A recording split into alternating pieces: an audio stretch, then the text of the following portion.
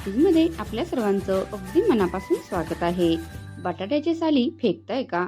थांबा, ही साल तुमच्या चेहऱ्यावर असा ग्लो आणेल की पार्लर पण फेल होईल. फक्त 2 रुपयांचा हा उपाय आणि रिझल्ट 500 रुपयांच्या फेशियल सारखा. बटाट्याची साल असंही वापरतात हे माहिती होतं का? डाग, टॅन, काळेपणा काही केल्या जात नाही. तर आजपासून बटाट्याची साल फेकू नका. कारण हाच आहे तुमच्या घरगुती ग्लोचं सिक्रेट. चला तर मग व्हिडिओला सुरुवात करूया. तर आपल्या किचनमध्ये सुद्धा आपल्या चेहऱ्याचं ग्लो दडलं आहे हे आपल्याला माहीत नसतं. तर आपण बऱ्याचदा बटाट्याची भाजी किंवा बटाट्याची आमटी बनवली किंवा वेफर्स बनवले तर हे बटाट्याची वरची साल काढतो आणि ती फेकून देतो. परंतु ही साल आपल्या चेहऱ्याचा ग्लो, चेहऱ्यावरचे जे काळे डाग असतात, जे टॅनिंग असतं उन्हामुळे आलेलं, चेहऱ्यावरचे वांग, डोळ्याखालची काळे वर्तुळ यावर अतिशय म्हणजे उपयोगी असं हे बटाट्याची साल आहे. बटाट्यांच्या सालीचा काय उपयोग होतो तर बटाट्यांच्या सालीमध्ये एन्झायमेन्स आणि स्टार्च असतात जे नैसर्गिक ब्लिचिंग एजंट सारखं काम करतात. डाग धब्बे कमी करतात, त्वचेवरील टॅनिंग कमी करतात, डोळ्याखालील काळे वर्तुळे थोडी कमी होण्यास मदत होते, तसेच त्वचेला नैसर्गिक उजळपणा ग्लो देतात. यामध्ये एन्झायमेन्स आणि स्टार्च असतात. यासाठी काय करायचं आहे, बटाट्याच्या साली एकदम स्वच्छ अशा पाण्याने, भरपूर पाण्याने स्वच्छ धुवून काढायच्या आहेत. वरील माती वगैरे सगळी निघाली पाहिजे. आणि या साली मिक्सरमधून अशा बारीक करून घ्यायच्या आहेत. पाणी न घालता मिक्सरमधून अशी पेस्ट करून घ्यायची आहे. आणि आता गाळणीच्या किंवा एखाद्या कॉटनच्या कापडानं यातील असा हा रस काढून घ्यायचा आहे.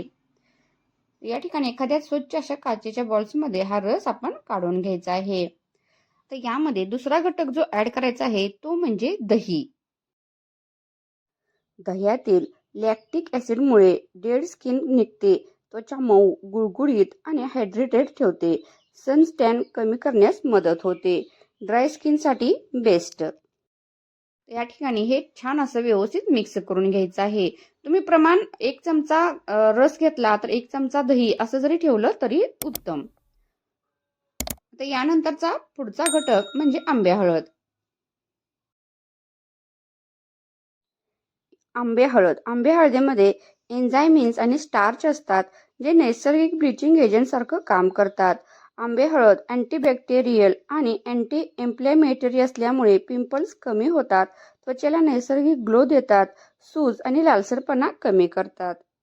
यानंतरचा घटक म्हणजे अगदी परंपरागत चालत आलेला बेसन पीठ. बेसनमध्ये नॅचरल स्क्रब आणि डेड स्किन काढते, त्वचा साफ करून ब्राईट लुक देते, एक्सेस ऑइल कमी करते, ऑइली स्किनसाठी खूप उपयोगी आहे. या फेस पॅकमध्ये शेवटी जो आपण घटक ऍड करणार आहोत तो खूप महत्वाचा आहे. तर अशा प्रकारे हे छान असं व्यवस्थित मिक्स करून घ्यायचं आहे. बऱ्याचदा आपण पार्लरमध्ये वगैरे जाऊन खूप पैसे खर्च करतो किंवा बाहेरचे केमिकल युक्त असे प्रोडक्ट्स आपण खरेदी करतो. यामुळे उलट चेहऱ्यावरती आपल्याला चेहऱ्यासाठी हे हानिकारकच असतं. यासाठी घरगुती असे हे उपाय छोटे छोटे पण खूप असे उपयोगी, ज्यामुळे आपल्या चेहऱ्यावर काहीही याचा साईड इफेक्ट होत नाही. यामुळे नक्की आपल्या किचन मधले हे घटक वापरून तुम्ही हा घरगुती फेस पॅक तयार करू शकता. यानंतरचा सर्वात महत्वाचा घटक म्हणजे रस. यामध्ये व्हिटॅमिन सी रिच असतं, स्किन उजळते. टोमॅटो पोर्स टायटन करून एक्सेस ऑइल कमी करतो. व्हिटॅमिन सी रिच स्किन उजळते, पोर्स टाईट करतो, काळेपणा आणि टॅन कमी करतो. पण सेन्सिटिव्ह स्किन असेल तर कमी वापरा.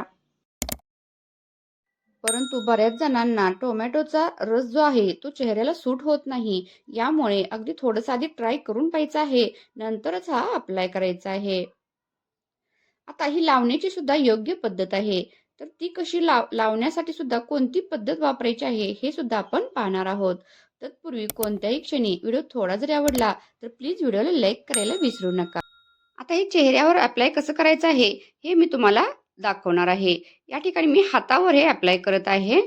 तर या ठिकाणी आपल्याला लागणार आहे कच्चं दूध.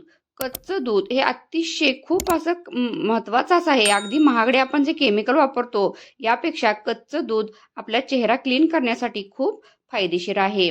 तर आपल्या फ्रीजमध्ये नेहमी असं कच्चं दूध थोडं ठेवायचं आहे आणि याने आपण आधी सुरुवातीला चेहऱ्यावरती असं कापसाच्या साह्याने सर्वत्र लावून घेऊन असं चोळून हा आपला चेहरा स्वच्छ करायचा आहे. जेव्हा आपण कापसाने चोळलं जातो त्यावेळेला कापसावरती पाहू शकता खूप अशी डस्ट आपली चेहऱ्यावरची वगैरे लागलेली असते. तर अशा प्रकारे आपण हा स्वच्छ करून घ्यायचा आहे.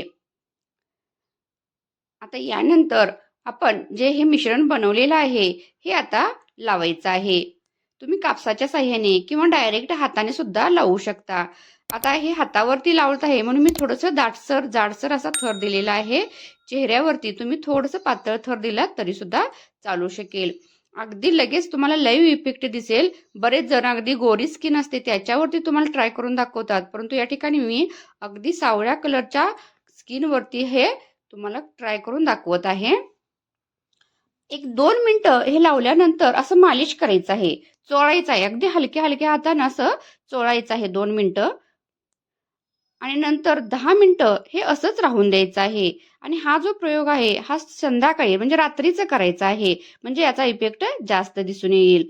आणि हो, हे जास्त प्रमाणात पण लावायचं नाही, म्हणजे आठवड्यातून फक्त 1 ते 2 वेळाच तुम्ही हे ट्राय करायचं आहे. सारखं रोज रोज वापरायचं नाही. आणि अगदी पहिल्याच ह्याच्यात तुम्हाला रिझल्ट दिसून नाही जरी आला, तरी एक 2 ते 3 वेळा तुम्ही केलं तरी तुम्हाला हा रिझल्ट लगेच दिसून येईल. या ठिकाणी मी 10 मिनिटं थांबली नाही, कारण व्हिडिओ आपला एवढा वेळ आपल्याकडे नाही. त्यामुळे मी लगेच अगदी 1 2 ते 3 मिनिटांमध्ये हे पुसून काढत आहे.